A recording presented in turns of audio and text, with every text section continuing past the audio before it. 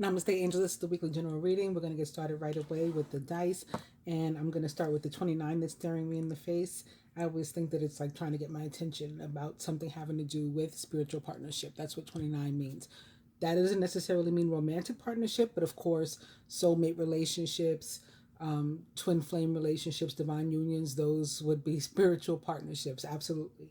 But we can have a spiritual partnership in a business connection, especially with what we're providing. It might be something like books or crystals, or maybe we run a yoga class or something like that. So that could be a spiritual partnership too in terms of business. And then there's familial connections and familial soulmates.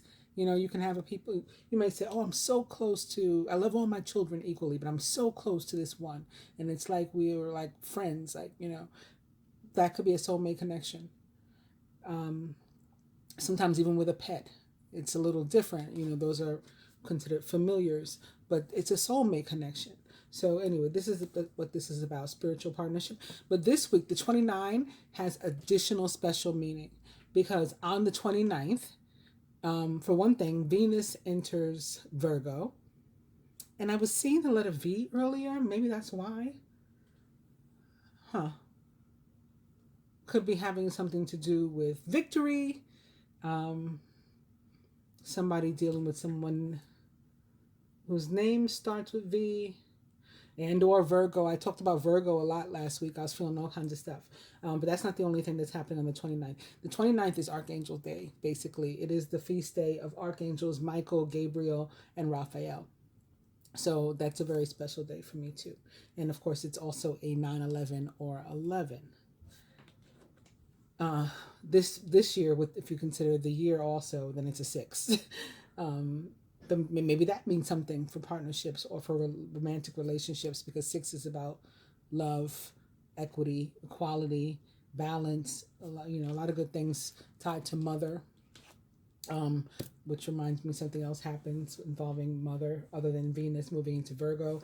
Ceres retrograde leaves Pisces and enters Aquarius this week. I'll talk about all these things some more at the end of the reading. We're going to start with the dice. So other than the 29, we have party, try again, and dirty movie. Dirty movie for me is usually like online dating or FaceTime or Skype, or send me a picture, send me a video, those kind of things. Or sometimes if we see stuff on a national scale, on TV, news or whatever, when we're seeing these videos of some of the things that go down in the news, we're seeing or it was captured on film or something like that. That could also be dirty movie. Spirit says cocktail. Try again, still. And still dirty movie.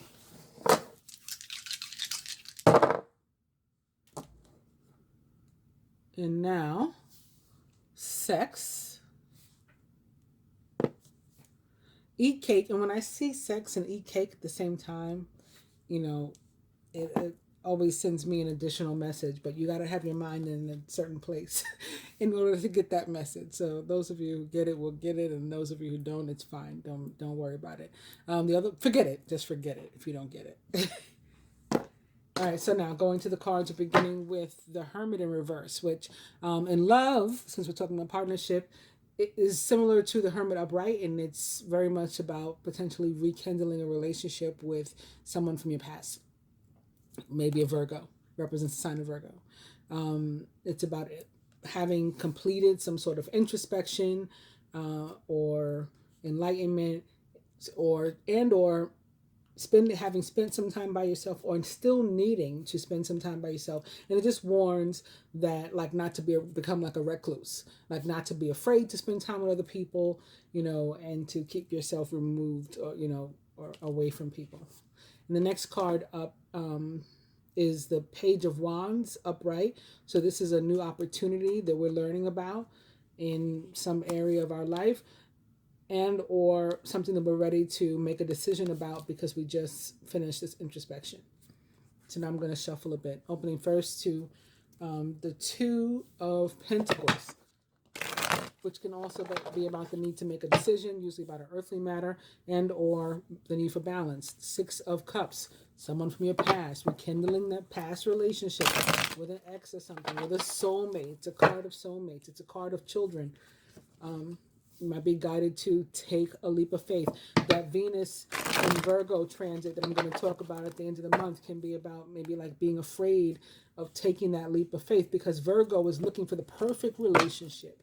And so his 6 is upside down, because nothing's perfect and no one's perfect, right?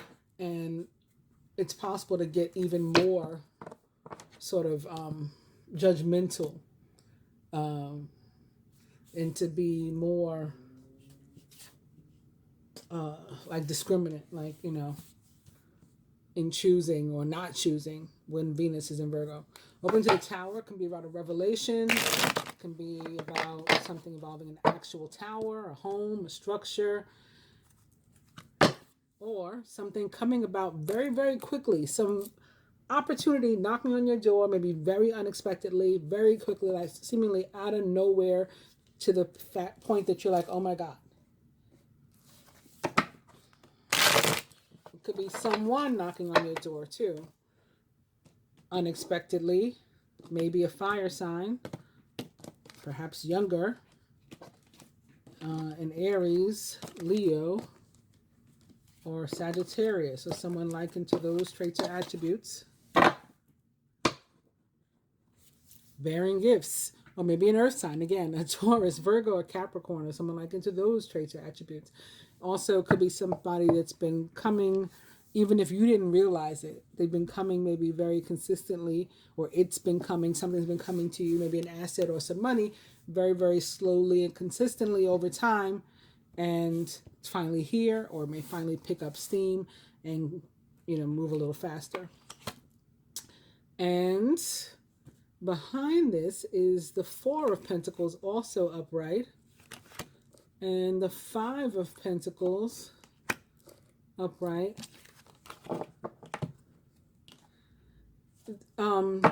This I think is talking about actual money or assets for some, and just being afraid to lose it, and so not wanting to take like your job or something for granted. Because again, that's consistent, it's steady coming, and don't like if you want to gamble or something, just be reasonable about the amounts and things like that. Like, don't go too big. Again, small increments. Other than that, the Knight of Pentacles, again, is a Taurus, Virgo, or Capricorn, or someone likened to those traits or attributes. This is our overall energy. I'm going to get the stand so we can pull 4 cards. There's also someone that's afraid to spend or afraid to take a chance of some sort, maybe on a person. And so they're just holding on very tightly. If it's not to money or assets, it's to themselves. And just being afraid to take that leap, like that we saw with the Fool. That can be in terms of a relationship or even a job, a career. Maybe you've been wanting to switch careers or something, and now an opportunity comes up sort of out of nowhere for you to get a new job, and you're still kind of afraid and, feeling like you should stay put because that's more secure, and you're fearing lack. Like, what if this doesn't work out? Then I won't have a job at all. All right, I'm going to pull 4 cards. The first one's going to most directly represent us over the next week. It's the King of Swords. Very nice. This could be Mercury. I think Mercury enters Scorpio this week. I forgot to mention that. Yes, that's another one of the things I'll be talking about after the cards for those who want to stick around for what's going on this week. King of Swords, most directly representing us. I do think it's connected to Mercury. Surrounding us. So our close friends, family members, co-workers may be experiencing 4 of Cups. I mean, we could be having a little bit of that too, or we could be involved, but this is pretty much surrounding, and this is pretty much us. Work and finance. Ace of Cups, very nice. I was just talking about a new job or a new career opportunity or something. There you go. And lastly, love and relationship. 8 of Pentacles. Put the work in. You're going to get what you looking for out. And again, overall energy, Knight of Pentacles. Okay, looks like everything's in frame, so we're going to get to the cards. So first I want to point out that we started out with an overall energy of the Hermit, and that which is a Virgo, or most directly a Virgo, and now we have an overall energy of the Knight of Pentacles. So it can still be that Virgo, and since I talked about Virgo so much last week in both the general and the love reading, he could be making some progress. Some of us, again, maybe dealing, especially with this King of Swords, again, most directly representing us. Some of us may be dealing with a Virgo in a very close and or intimate manner, whether it's, again, romantic or familial or friend or work. And Mercury doesn't only rule the sign of Gemini, but also the sign of Virgo. So this King of Swords is also giving me a Virgo vibe in connection with the Knight of Pentacles and with the Hermit, with which we began. Okay, so the Knight of Pentacles, in addition to what I've already said about him, could also be showing up here to say that we're not so excited again. I did touch on this a bit, like taking things for granted, whatever. We're not just so excited with our life, right, and what's going on in our life. And it's important to remember that we're the only person that can be that fool, right, and take a leap of faith that can change our life. We can do that by maybe, changing jobs or learning a new skill or working harder or going back to school, learning something new, all of these things. Again, taking a leap of faith towards something that we've been wanting or someone that we've been wanting, and that's how we can go about changing. We have to be willing to open ourselves up to that change. So it also talks about, again, what the hermit, and the opposite of being like an introvert or a recluse, or somebody that just wants to stay alone by themselves. If you want to give way to change or make way for change, you got to be out there, opened up, for change to happen. And that's the only way it can happen. So moving on to the King of Swords. So again, he does potentially represent the planet Mercury, ruler of the sign of Virgo, but also of Gemini. Could represent Venus, Gemini's other ruler, as well as that of Libra, which enters Virgo this week. Or perhaps Aquarius, where again I said a mother energy, not a father, but still this thing isn't, or these things aren't like gender or sexuality specific. It can, a man can be a female or feminine energy or masculine or whatever. So anyway, Ceres, that mother energy, retrograde entering Aquarius. So all of these are possible reasons for the King of Swords to be showing up, perhaps. Oh, again, Mercury enters Scorpio. Forgot about that. Again, I forgot about it. In any case, this is a very masculine and forceful energy, and it's possible that somebody is going to be wanting to get us to change our mind about something and try to force us to do it with they want us to do, to manipulate us. It's not going to be so easy this week. Contrarily, if we're trying to do that to someone and they're the King of Swords, we're not going to have much luck either. Also, it can be speaking more directly about us in terms of a behavior or a thought pattern or maybe some sort of expectation. And that, yeah, some sort of expectation or something that we've had. We may need to be open to changing things around, and that takes me again to Venus in Virgo.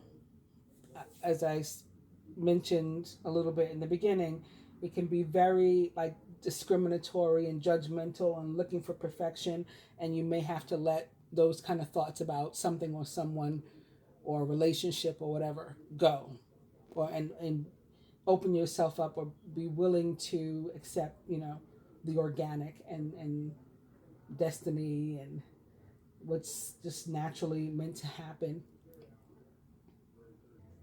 The Hermit is somebody who is seeking truth.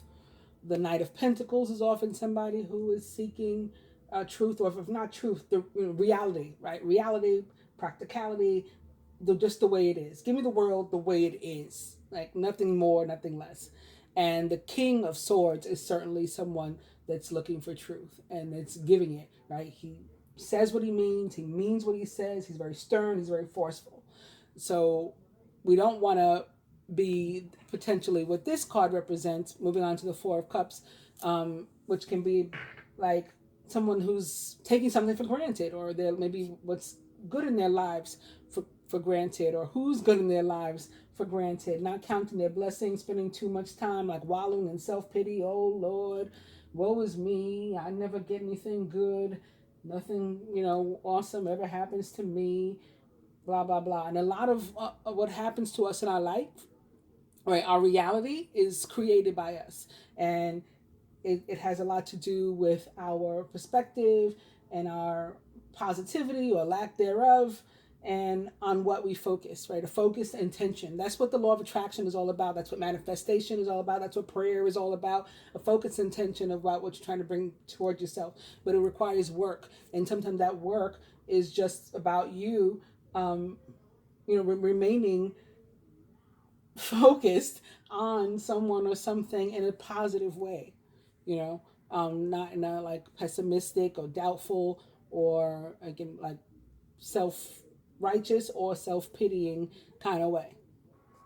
This may be us unwilling to take any old thing from somebody, take bullshit maybe from somebody. They're trying to offer us something or trying to force something on us. Remember I said that this is about somebody potentially that can't be manipulated. Somebody's going to be trying. So if they're trying to, let me hand you this cup of bullshit, and the King of Swords is like, nah, I'm good. I don't need that. So that could definitely be what's going on there. Or again, vice versa. That could be us potentially trying to manipulate somebody else, trying to get, offer someone something, and they are rejecting the offer because it's not coming from a place of truth and or love. All right, so moving on to the Ace of Cups. That's our work and finance. Again, this is a super positive card for this area. It could be about a company that we're starting of our own, a new business, a promotion, if we're unemployed, a new job. And, definitely if we've been looking maybe and we haven't found something yet, we should not get discouraged when the Ace of Cups upright shows up. It says that, you may need to continue looking for new opportunities. But remember, the Page of Wands was right behind the other card, right? That was with the Hermit. That new opportunity was right there. So you should see at least signs of something for you soon, and maybe like get a better idea of where to look or who to talk to, what connections you might have, networking. Something is definitely there, and you will find it. For finances specifically, obviously it's a good time for money, assets, something new. Again, that something new could be tied directly to work, especially with the Eight of Pentacles sitting next to the card. Even though that's the love and relationship card, I still can't help but see it sitting there. There's definitely good news in relation to your finances. So if you've been waiting for something, waiting for information, or again, you've been trying to hold on to what you have for fear of it might run out, and where am I going to get my next paycheck or dollar from or whatever, fear no more with the Ace of Cups.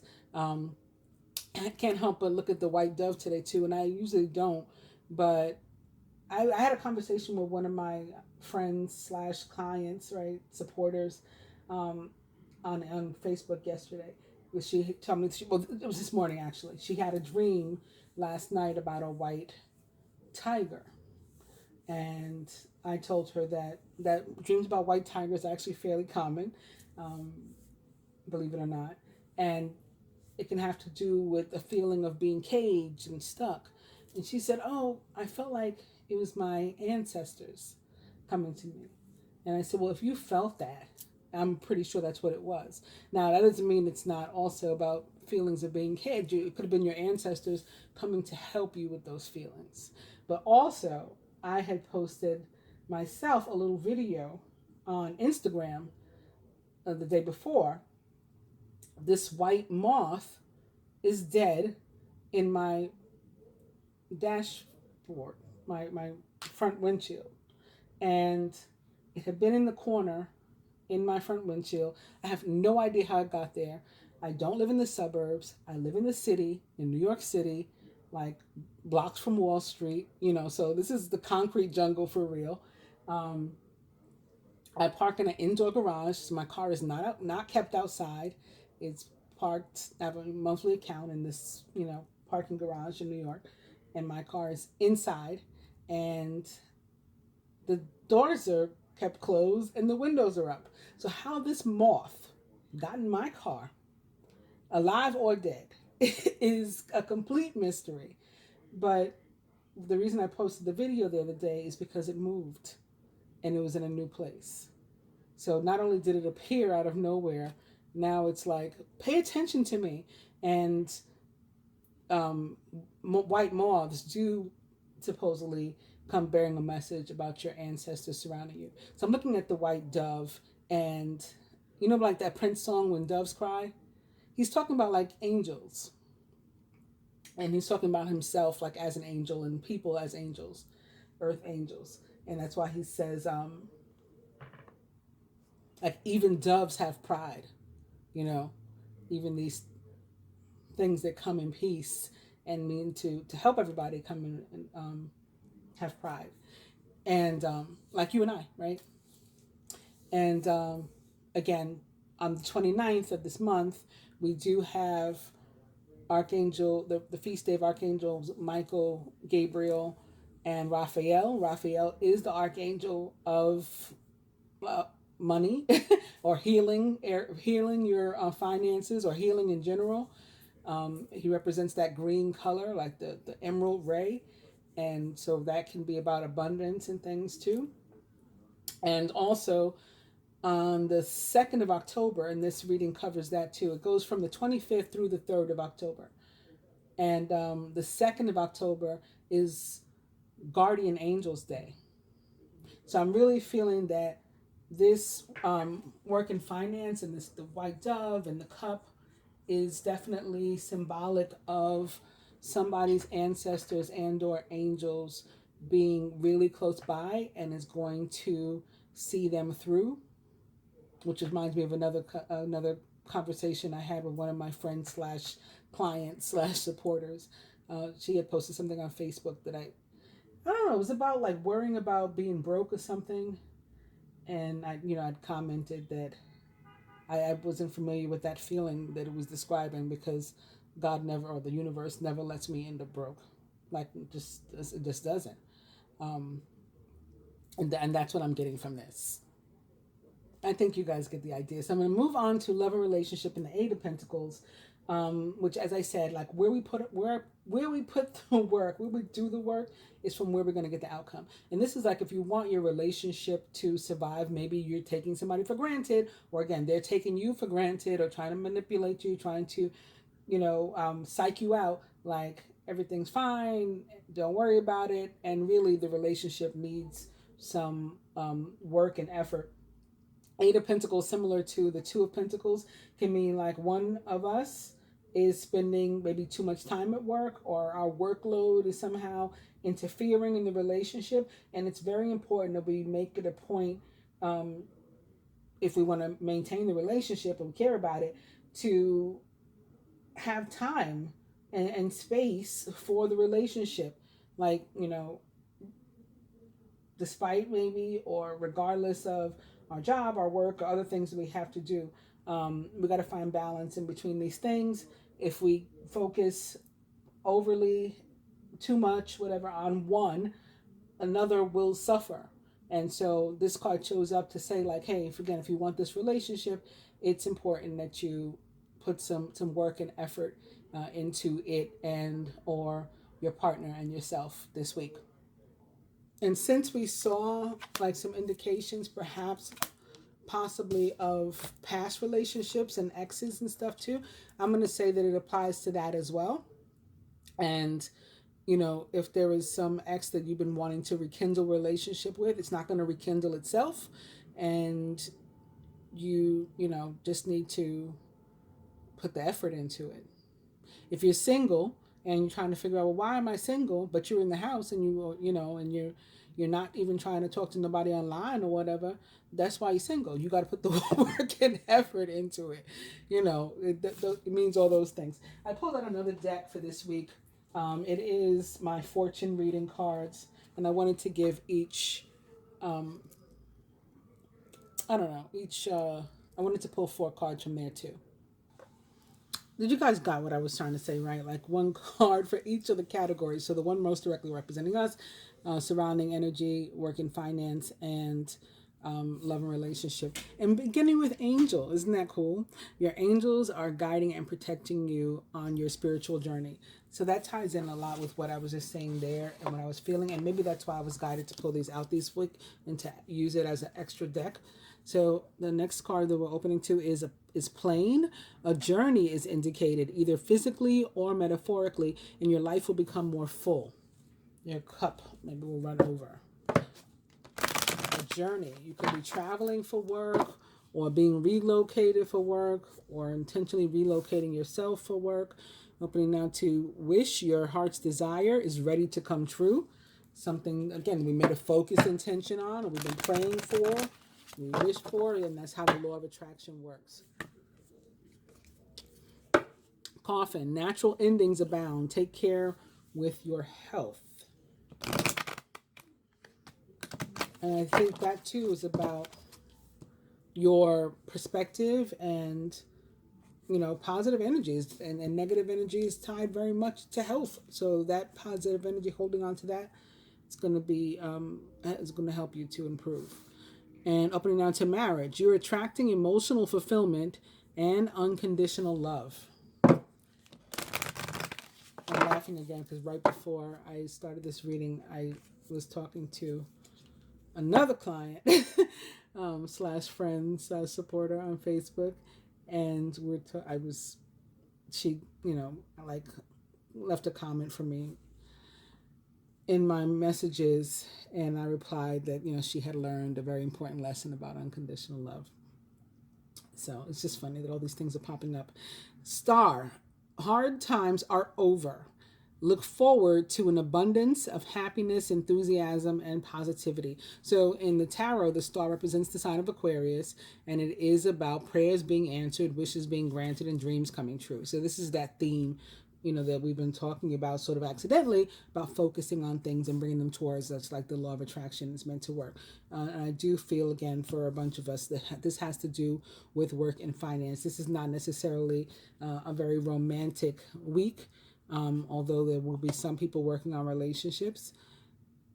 I think where this is talking about hard times are over, and even maybe marriage, and the bliss that comes with that. I think it's financial, something that we're married, like in our finances, and here something we prayed for.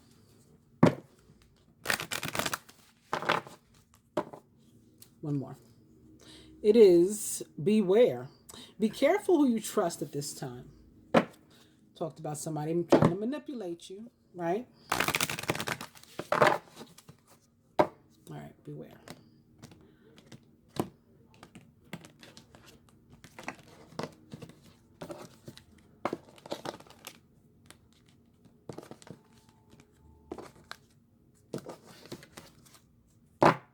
And it's wish again. Your heart's desire is ready to come true. So one card most directly representing us to sort of supplement or support the King of Swords. It is, the Devil. Take care immediately to avoid temptation and deceit. Didn't I say he's all about truth? This is saying you want to avoid deceit. This is the energy you need to stay in. Definitely being that king, that very empowered and forceful king that's not going to let anybody manipulate him. Like, you're not getting over on me, is what the King of Swords is all about. Gemini, Libra, Aquarius, very possibly involved, as well as Capricorn, possibly. Surrounding energy, supplementing maybe, or in addition to the Four of Cups. Flowers, be generous. Success and emotional fulfillment are yours. I said somebody could be trying to offer you something and you are not interested. It could literally be flowers. or some other sort of offer of love or endearment, or, something to coax you, maybe as part of the manipulation, you're not interested. Work and finance with the Ace of Cups. Mountain. Know that you're protected as you face challenges, but remain cautious. So again, I think this is you climbing to the top and being successful. Maybe that V for victory, and the most difficult times are behind you. And lastly, love and relationship with the Eight of Pentacles. It is fire. Let go of emotional upheaval and embrace the renewal of the present. So get back into your relationship and be like here and now, present in the relationship, enjoying it in the now, developing it in the now, working on it in the now. Again, if you're interested in maintaining it. So something really weird just happened. It was the camera shut off, and I had to check and see like if it had recorded everything. It had, very luckily, but like I heard something. It's like I was warned again with these ancestors and angels and stuff, right? I was warned that something was happening or about to happen, and I turned and looked, and I literally saw like the camera shut itself off and go to like a blank screen. Like a black screen. Like, what just happened? Okay, so I'm back. So I was about to say, right before that happened, with this, know that you're protected. Isn't that crazy that I went on that whole tangent about being protected and ancestors watching over you and stuff like that? And then we got like precisely the right card for each of one of these that came out. Really happy with the way this came out. I think let's do advice, and then I'm going to stick around for those who want to hear about what's happening this week. I think we'll just go straight to that now. So, speaking of exes potentially showing up, I'm beginning with these cards with the Six of Cups, memories from your history or childhood, issues regarding children, and romanticizing the past. Behind that is the Knight of Swords. Get ready for progress to speed up. This situation requires you to choose logic and intellect over emotion and to make your decisions quickly. And the Ten of Spring, again, difficulty coming to an end. You may be that person who's got a lot on their plate. Everybody comes to you to handle everything, and you've been handling everything, like the weight of the world on your shoulders, your entire family's struggles on your shoulders. Everybody comes to you, your kids, your siblings, your parents, and you just feeling sort of like you can't carry anymore. But that feeling is coming to an end, and you will be able to allowed to lay down some of those burdens. You're working far too hard, and the stress will soon become too much. Reach out for help from others and take some time to play and to enjoy life. And lastly, and this can also be if we're working far too hard, maybe at our job, again, and not paying attention to our relationships. Take some time to play and to enjoy life. And lastly, I'm saying lastly, there could be another card that's upright too. The Five of Cups, which is similar to the Four in that it can be about wallowing in self-pity and stuff. Things not turning out the way you'd hoped, not seeing the positive in a situation, and crying over spilled milk. And Major Arcana card 21, the World, a job well done, joy, contentment, and gratitude, the path toward enlightenment. Something has come full circle, something is completed, a phase is complete. For some of us, I think this is a phase of being, in some sort of financial constraint or something, coming to an end, everything getting better, maybe a phase of being unemployed, phase of being in the wrong job or underemployed, whatever it is, coming to an end, I believe. And moving into something else. This even says a job well done. Joy, contentment, and gratitude. So yes. And then the last card upright is the Seven of Swords. And this can be about the need to take a risk, but being sort of afraid to. Caution will help you to avoid the loss of valuables, including non-material resources such as time or peace of mind. Be aware of the results of your actions as well as what others might be doing behind your back. This can also be tied to potentially the manipulation. We got to watch what others are doing behind our back. But the Seven of Swords, I call it a card of, say, represents the energy of joy stealing, because it can be about literal stealing or loss. Maybe, at the hands of somebody else, they take something from us or try to or cause us to lose something. including maybe our peace of mind, or it can be us. Like we can cause ourselves to miss out on opportunities, like the Four of Cups or the Five of Cups might be suggesting. Because again, we're afraid to take risks or whatever. So because we don't jump at an opportunity, when it knocks, we miss it. Plain and simple. And so we steal our own joy. Could have been an opportunity for us to be happy. Again, for us to rekindle that relationship with the ex, or for us to, start our own business or work at the job, or for the company that we've always wanted to, or whatever. But because of fear, we don't. What was that now? I think y'all heard that one too. The other one I just heard. I think. Maybe y'all heard it too.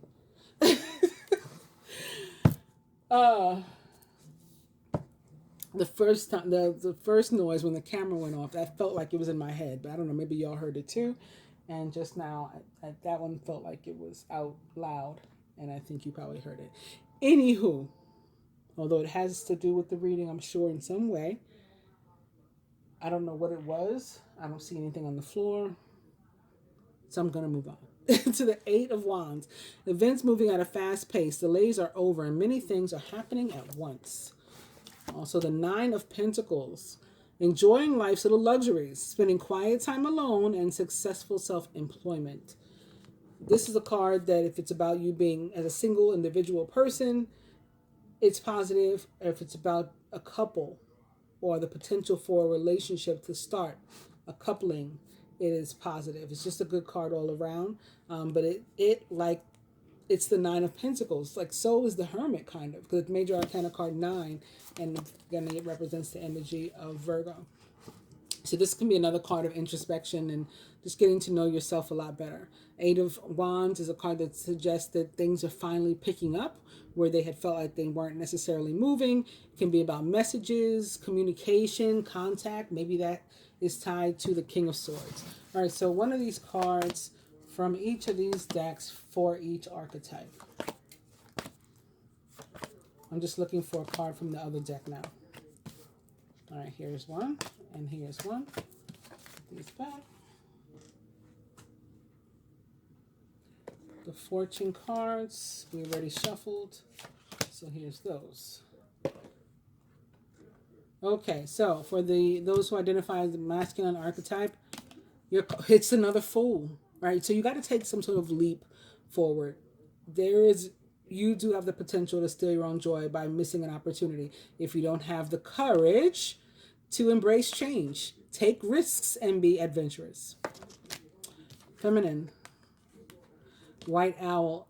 This is so crazy because that client that I was talking to about who had the dream about the white tiger, I admitted to her that my grandfather came to me as a white owl once. I said, although I hate owls, she said, I've never heard you say like you hate an animal.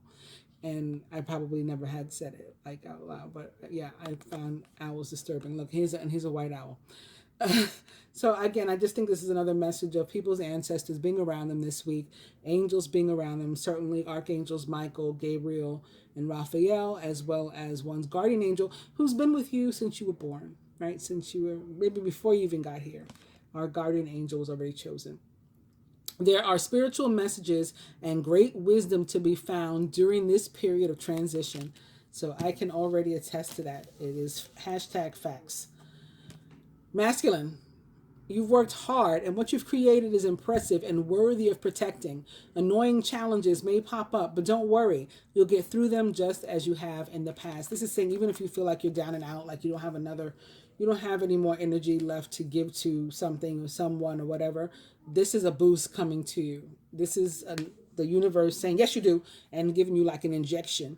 And, so you're going to be all right and you're going to make it through whatever it is you need to make it through. Feminine, it's another Nine of Pentacles for us. So we just saw one. Here's another. Your success has brought you financial security and the reward of much deserved time off to enjoy your own company. You may suddenly have a brilliant idea for a business, told ya, or a self-employment opportunity that will be very successful. Told ya. That's that Ace of Cups.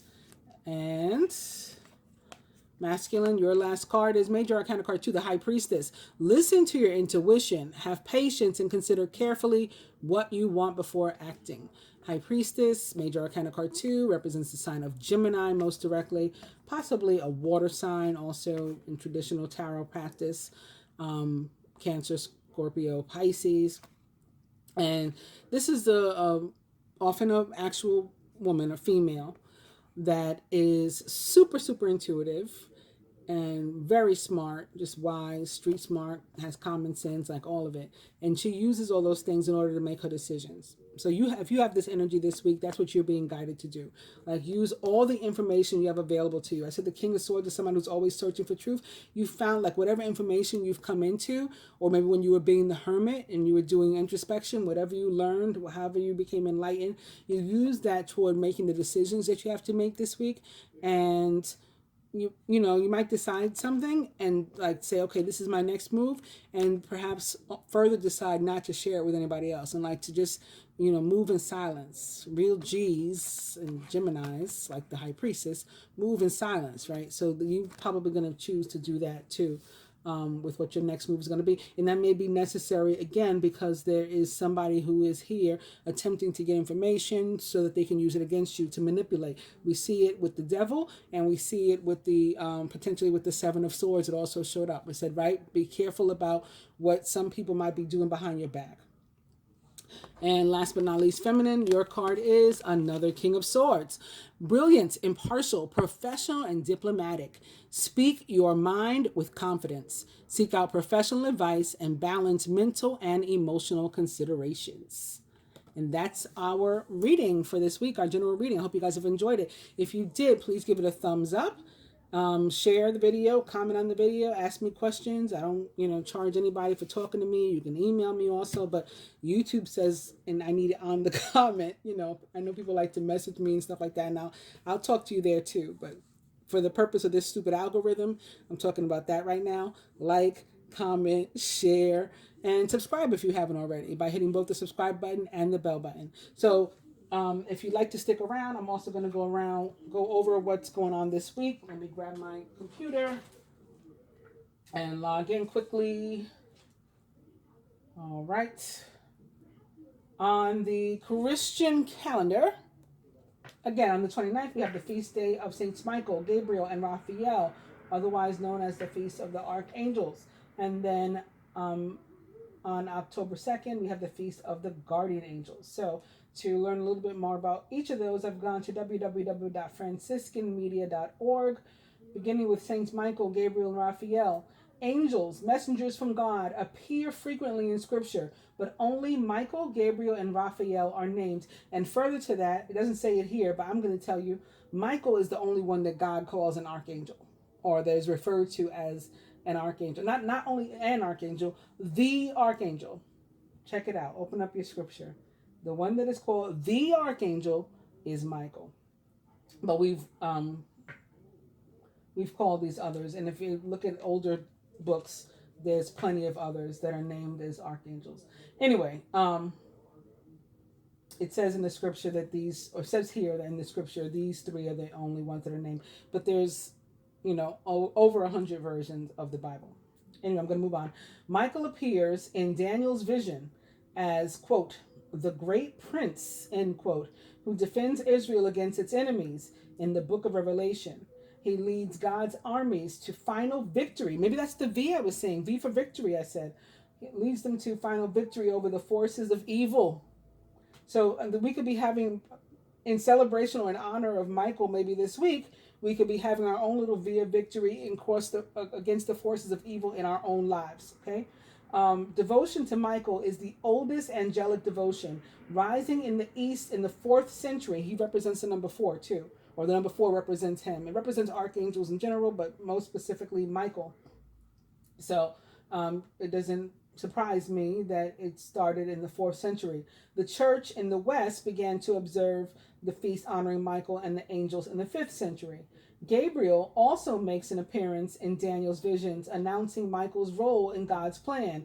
His best known appearance is an encounter with a young Jewish girl named Mary, who consents to bear the Messiah. right? Let it be done to me as you say, is what she told him. Raphael's activity is confined to the Old Testament of Tobit. There, he appears to guide Tobit's son Tobiah through a series of fantastic adventures, maybe like the Fool, which lead to a threefold happy ending: Tobiah's marriage to Sarah, the healing of Tobit's blindness, and the restoration of the family fortune. I said Raphael heals people's finances, right? The memorials of Gabriel and Raphael were added to the Roman calendar in 1921. It was like the world card is number 21.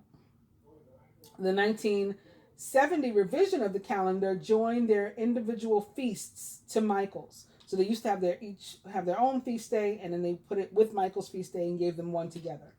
Each of the archangels performs a different mission in Scripture. Michael protects, Gabriel announces, and Raphael guides. Earlier belief that inexplicable events were due to the actions of spiritual beings has given way to a scientific worldview and a different sense of cause and effect. Yet believers still experience God's protection, communication, and guidance in ways which defy description. We cannot dismiss angels too lightly. I would never do that. Saints Michael, Gabriel, and Raphael are the patron saints of death, Germany, grocers, police officers, and radiologists. I know those seems kind of random, right? Saint Gabriel specifically is the patron saint of broadcasters, and Saint Raphael specifically is the patron saint of the blind. Moving on to the feast day on October 2nd of the Guardian Angels, also from franciscanmedia.org. Perhaps no aspect of Catholic piety is as comforting to parents as the belief that an angel protects their little ones from dangers, real and imagined. Yet guardian angels are not only for children. Their role is to represent individuals before God, to watch over them always, to aid their prayer, and to present their souls to God at death. The concept of an angel assigned to guide and nurture each human being is a development of the Catholic doctrine and piety based on Scripture, but not directly drawn from it. Jesus' words in Matthew 18:10 best support the belief. Quote, "See that you do not despise one of these little ones, for I say to you that their angels in heaven always look upon the face of my heavenly Father." End quote. Devotion to the angels began to develop with the birth of the monastic tradition. Saint Benedict gave it impetuous, and Saint Bernard of Clairvaux, the great 12th century reformer, was such an eloquent spokesman for the guardian angels that angelic devotion assumed its current form in his day. A feast in honor of the guardian angels was first observed in the 16th century.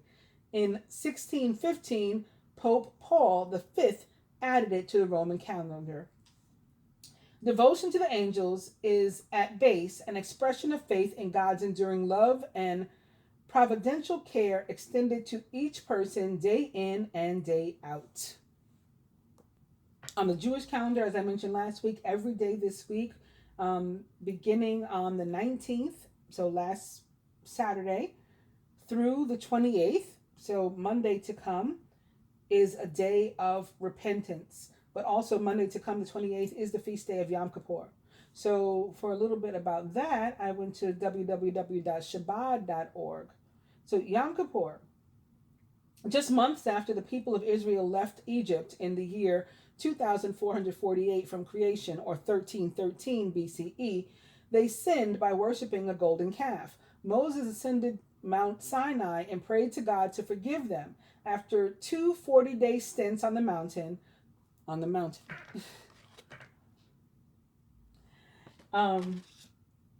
full divine favor was obtained. Full divine favor, full cup was obtained. The day Moses came down from the mountain, the 10th of Tishrei, was to be known forevermore as the Day of Atonement, or Yom Kippur. That year, the people built the tabernacle, a portable home for God. The tabernacle was a center for prayers and sacrificial offerings. The service in the tabernacle climaxed on Yom Kippur when the high priest would perform a specially prescribed service. Highlights of this service included offering incense in the Holy of Holies, where the ark was housed, and the lottery with 2 goats, one of which was brought as a sacrifice, the other being sent out into the wilderness. While the high priest generally wore ornate golden clothing, on Yom Kippur he would immerse in a mikveh and don plain white garments to perform this service. A mikveh is a ritual bathing pool, like to purify oneself, by the way. The practice continued for hundreds of years throughout the time of the first temple in Jerusalem, which was built by Solomon, and the second temple, which was built by Ezra. Jews from all over the world would gather in the temple to experience the sacred site of the high priest. The high priest is also the hermit, by the way, in the tarot. In addition to the Hierophant. It depends which one you pull. But the hermit is a high priest. He's like a monk. Anyway, the sacred site of the high priest performing his service, obtaining forgiveness for all of Israel. When the second temple was destroyed in the year 3830 from creation, or 70 CE, the Yom Kippur service continued. Instead of a high priest bringing the sacrifices to Jerusalem, every single Jew performs the Yom Kippur service in the temple of his or her heart. So that was very nice. And then speaking of the temples and the tabernacles, the Feast of Tabernacles, or Ingathering, or Festival of Shelters, it has a bunch of names, or Sukkot. It's when you see, I don't know about it in other states or cities or whatever, but in New York City, you very well may see, maybe not this year because of COVID, but in general, you see people, the mitzvah van going around, and it might have like a little tent on it, or you might see people setting up tents outside in different places, Jewish people practicing their religion, observing their religion for the Feast of Sukkot, which is, again, a feast that goes by many names, but is a celebration of the Feast of Tabernacles, celebrated on the 15th day of the 7th month, which is Tishrei. So that will finish out the week, and moving on to the celestial or planetary calendar, beginning with the 25th, the first day for which this reading is. At 11:40 a.m., Saturn will be quintile Chiron. Chiron, which is currently retrograde in the sign of Aries. Saturn, which will still be retrograde on that date in the sign of Capricorn. Then September 27th at 3:20 a.m., Ceres, the asteroid, which is retrograde in Pisces, leaves Pisces and enters Aquarius. Also on the 27th at 3:40 a.m., so that's 20 minutes later, Mercury, ruler of the signs of Gemini and Virgo, enters Scorpio. On September 29th, the same day that is Archangel Day, or the feast day of Archangels Michael, Gabriel, and Raphael, at 1:11 a.m., which I think is pretty interesting, since when I was reading about the 3 archangels, it talked about something happening threefold, right? Saturn goes direct. Yay. Again, it's retrograde currently in Capricorn, which it rules. On October 1st at 5:05 p.m., we'll experience a full moon, 9 degrees Aries. I'll do a separate reading for the full moon. And October 2nd at 4:48 p.m., Venus, ruler of the signs of Libra, Taurus, and Gemini, enters Virgo at 0 degrees. And last but not least, October 3rd, the last day for which this reading is, at 11 p.m. exactly, Pluto, ruler of the sign of Scorpio, will be quincunx the true node, which is Gemini, 22 degrees Gemini and Capricorn. I'm sorry, 29 degrees Capricorn and Gemini. Yeah. Yes, okay. No, I was right the first time. The coordinate is 2229, so that means 22 degrees. Anyway, maybe it's time for me to go to bed. But first, a little bit about Saturn directing Capricorn. This is from astrology.tv. I'm not going to read this whole thing, but just to give you like a sentence or two from this. When Saturn ends its 4.5-month retrograde period by going direct, it's time to stop complaining about our responsibilities and instead to resoldier the mantle of adulthood. During Saturn's retrograde period, it may have felt as though the world was against us. It was that 10 of Wands, right? It was on our shoulders. But now that this important planet has turned direct, calmer heeds prevail, and we're able to undertake responsibilities again without them feeling too onerous. So I'm going to stop there. I think that's plenty. Moving on to Venus in Virgo from www.tarot.com. Venus in Virgo, devoted, perfectionist, and self-service oriented. Love takes a sensible turn when Venus moves into the earthly sign of Virgo. Because Venus represents our relationships and Virgo is the analytical sign that focuses on life's more practical matters, this transit gives us the opportunity to work harder on our partnerships.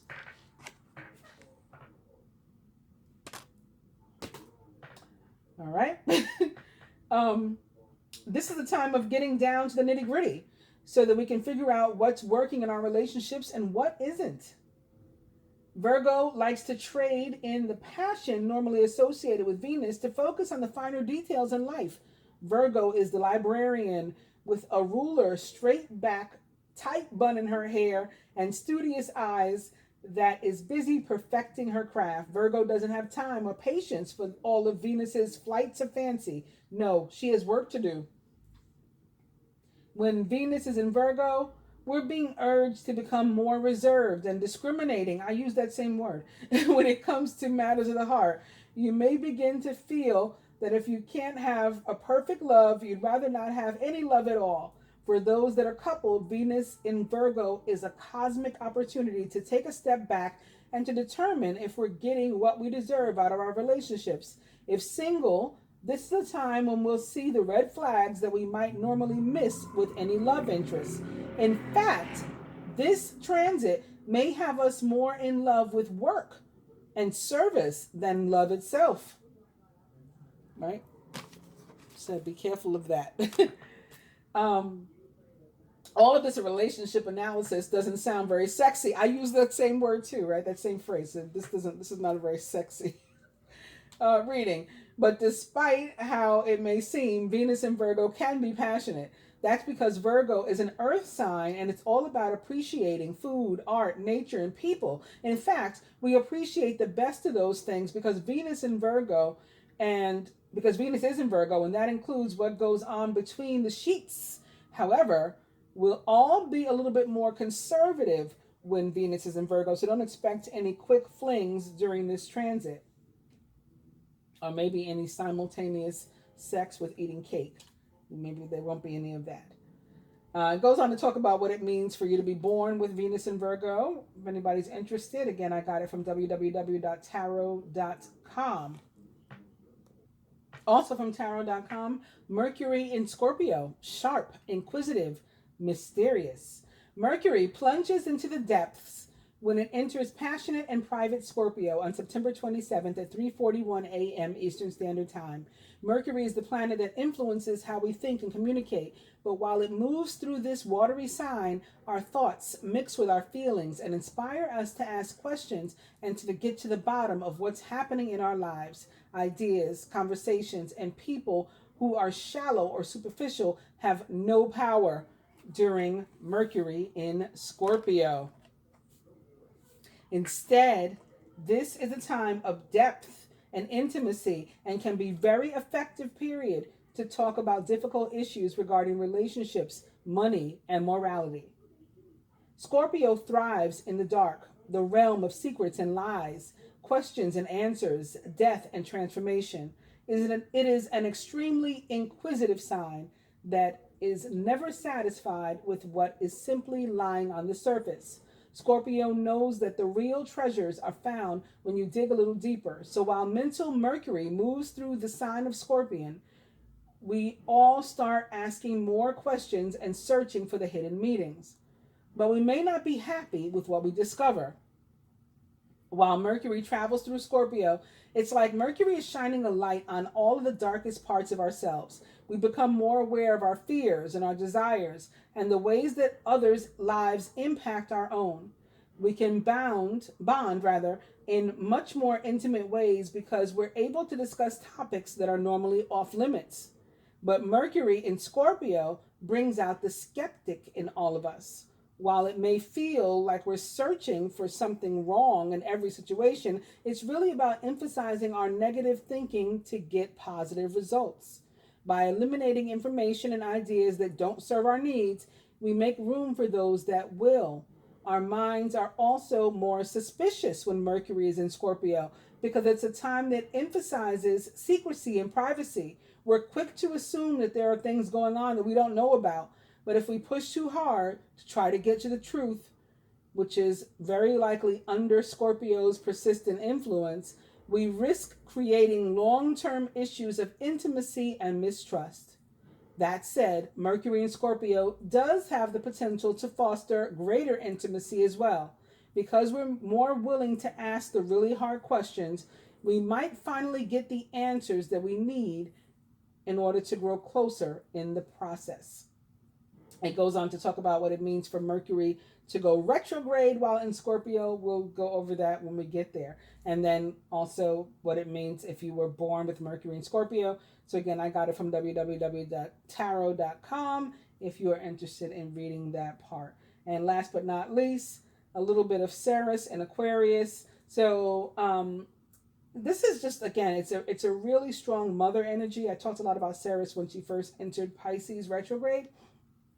And Ceres in Aquarius is going to be kind of like a mother would be if she were an Aquarius, or perhaps another air sign, a Gemini, a Libra. And that is always available to you. Never leave you, stranded, always will have your back, but kind of detached. Maybe not so emotional and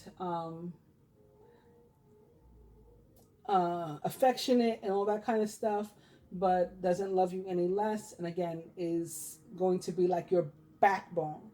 And so issues maybe from our childhood and things that we were missing, love maybe that we felt we were missing out on, could come up during this period. Also, the need to give somebody space and not be like a helicopter mom, right, hovering over them and fussing about and stuff like that. Could also come up because, again, that's how an air sign would be as an actual mother, very, very possibly or very likely. It could bring up feelings of,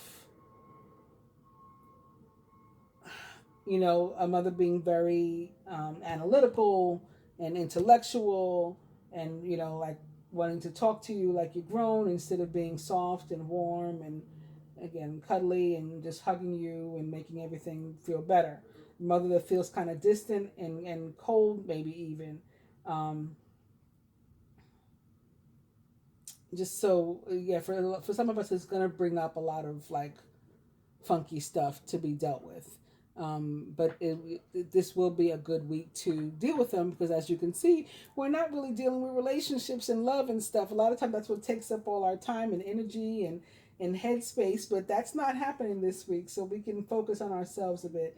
And it can also, Ceres and Aquarius can also come up or apply to any part of our life where we feel like we're, again, becoming a mother, giving birth to anything new, starting any new project. This is going to give you some real like support again and be like a backbone to help you muster up any courage that you need to go after these things.